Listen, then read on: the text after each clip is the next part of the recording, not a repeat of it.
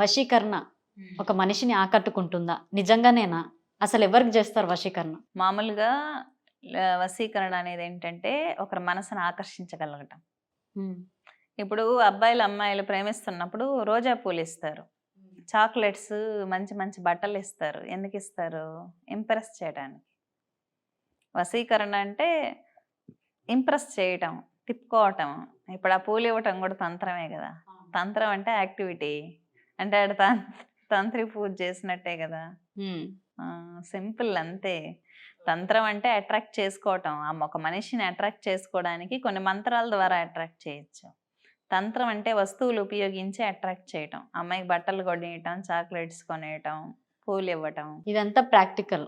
ఇదంతా తంత్రమే, యాక్టివిటీ. తంత్రం అంటే యాక్టివిటీ. అదే ప్రాక్టికల్. మనం ఇచ్చి తిప్పుకుంటున్నాం. ఈ వశీకరణలో మంత్రం వాడతాం. అమ్మాయి పేరుని చేసి మంత్రం వాడటం ద్వారా మన కాన్సన్ట్రేషన్ పవర్ ద్వారా అట్రాక్ట్ అవుతుంది. Focused mind. అంటే ఒక రిలేషన్షిప్కే చేయగలుగుతాం. చేయొచ్చు, వేరే వాళ్ళకి క్యూర్ చేయాలన్నా చేయొచ్చు. మంత్రం అంటే ఏంటి? యూనివర్సల్లో ఉండే బీజాక్షరాల ద్వారా కాస్మిక్ పవర్ని మనం అబ్జర్వ్ చేసుకుంటాం. అబ్జర్వ్ చేసి మన కాన్సన్ట్రేషన్ పవర్ ద్వారా ఎదుటి వరకు చేయడాన్ని మంత్ర ప్రయోగం అంటాం. ఇప్పుడు అలాంటి మంత్ర ప్రయోగం ఉన్నప్పుడు ఎంతో మంది చేస్తుంది. నాకు తెలిసిన విషయం ఏంటంటే, ఒక మనిషితో మనకు రిలేషన్షిప్, ఒక మాట గాని, తనతో మనకి ఏదైనా బాండింగ్ ఉంటే గానీ వశీకరణ చేయొచ్చును.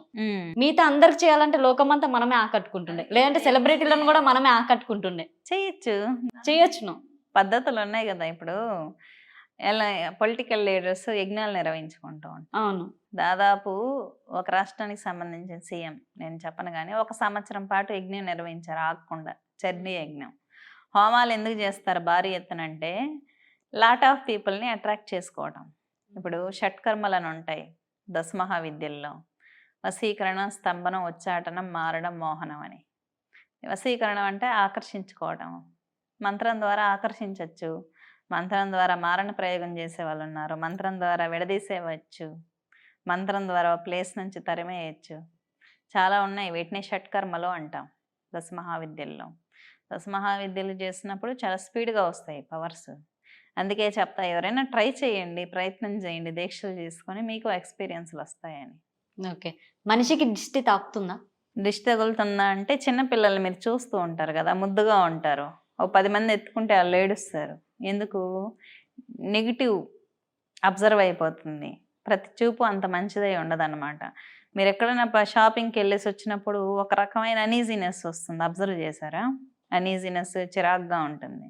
అంత నెగిటివ్ ఎన్విరాన్మెంట్లో తిరగటం వల్ల ఎక్కువ అయిపోతుంది. మనం ఎప్పుడైనా బాగా రెడీ అయినప్పుడు, కొంతమంది అమ్మాయిలకి, కాలేజ్ అమ్మాయిలకి మంచిగా ఉంటారు ఏజ్లో, బాగా రెడీ అయినప్పుడు సడన్గా ఫంక్షన్లోకి వెళ్ళొస్తానే వామిటింగ్స్ అవ్వటము, కళ్ళు తిరగటం, కాళ్ళు చేతులు నొప్పులు రావటం, నెగిటివిటీ అన్నమాట.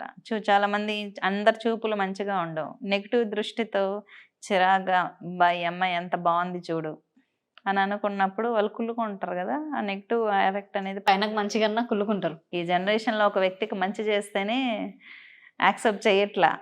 రకరకాల సమస్యలు వచ్చి పడుతున్నాయి.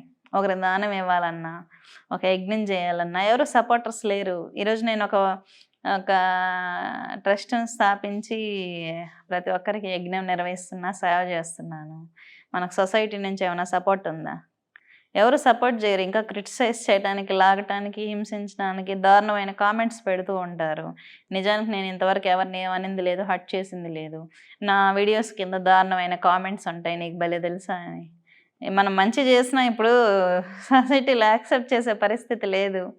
ఏం చేస్తాం? సమాజం అలా ఉంది, కలియుగంలో ఉన్నాం. ప్రతి ఒక్కరికి మనం ఒకరికి ఉపయోగపడితే మంచోళ్ళు అంటారు, ఉపయోగపడకపోతే చెడ్డోళ్ళు అంటారు. నువ్వు మంచిగా ఉన్నావు ఒప్పుకోరు. అవును. సేవ చేసినా ఒప్పుకోరు. నీకు మంచి పేరు వచ్చేస్తే సమాజం అలా ఉంది, ఎవరికి ఏం చేయలేం. కాబట్టి మన గురించి మనం ఆలోచించుకొని మనం ధర్మంగా బతికినప్పుడు అంతా మంచిగానే ఉంటుంది. ఓకే. రుద్రాక్ష ఎందుకు ధరిస్తారు? రుద్రాక్షలు ఎందుకు తెలుస్తారు అంటే, అది ప్రతీక, పరమేశ్వరుడికి, పార్వతీకి ప్రతీక.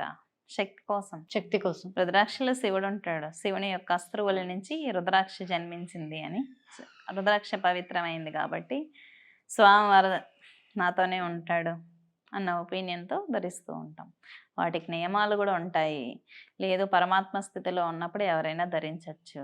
లేదు ఇంక మనం మానవ స్థితిలో ఉన్నప్పుడు మనిషిని, నేను ఆడదాన్ని, నువ్వు మగవాడివి అన్న కాన్షియస్నెస్ ఉన్నప్పుడు రుద్రాక్షలు పవిత్రమైన రోజుల్లో అమ్మవారి దగ్గరకు పెట్టి మంచి కార్యక్రమాలు, పవిత్రమైన కార్యక్రమాలు జరిగినప్పుడు మెళ్ళో ధరించి మళ్ళీ తీసి అమ్మవారి దగ్గర పెట్టచ్చు, పెట్టి ధరించవచ్చు. కానీ రుద్రాక్ష ధరించినంతసేపు మనం పవిత్రంగా ఉండడం కోసమే ఆలోచించాలి. రుద్రాక్ష ఎవరైనా ధరించవచ్చునా? ధరించవచ్చు, కానీ ఆ స్థితి అందరికీ ఉండాలి. రుద్రాక్షలు ధరించాలంటే పర్టికులర్గా మంచిగా ఉండాలి, మంచి మాటలే మాట్లాడాలి. ఇప్పుడు దేవుడు నాకు శక్తిని ఇచ్చాడు అనుకుందాం, దాన్ని నేను చెడుకు వినియోగిస్తే స్వామివారికి నా మీద ఆగ్రహం వస్తుంది కదా. అంతే ఇది కూడా. పవిత్రమైన దాన్ని మనం పవిత్రంగానే చూసుకోవాలి. ఓకే.